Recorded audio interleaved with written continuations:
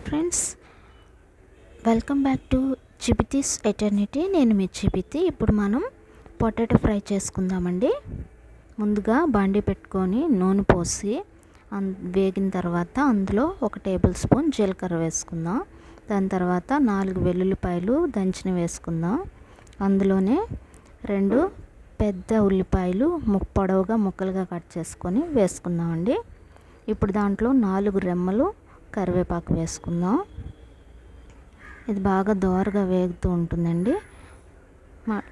2 పెద్ద పచ్చిమిరపకాయలు ముక్కలుగా కట్ చేసి వేసుకుందాం.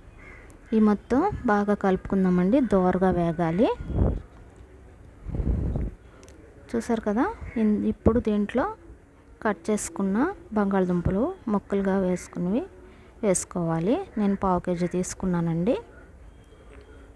వేసిన తర్వాత ఇందులో తగినంత ఉప్పు వేసుకోవాలి. వేసుకున్న తర్వాత దాన్ని బాగా కలుపుకోవాలండి.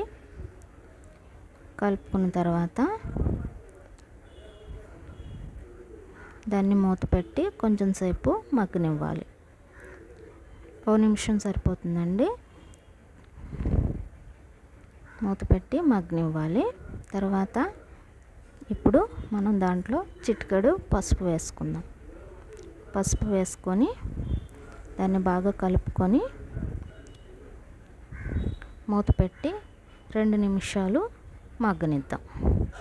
చూసారు కదా, ఇప్పుడు మనం మూత తీసేసాం. చూడండి, బాగుంది కదా. ఇప్పుడు దీంట్లో మనం 1 టేబుల్ స్పూన్ కారం వేసుకుందాం. మీకు కారం ఎక్కువ కావాలి అనుకుంటే ఇంకొంచెం వేసుకోండి. లేదు అనుకుంటే కనుక ఇది సరిపోతుంది. వేసుకున్న తర్వాత దాన్ని బాగా కలుపుకొని మూత పెట్టి 3 నిమిషాలు ఉడకనివ్వాలి.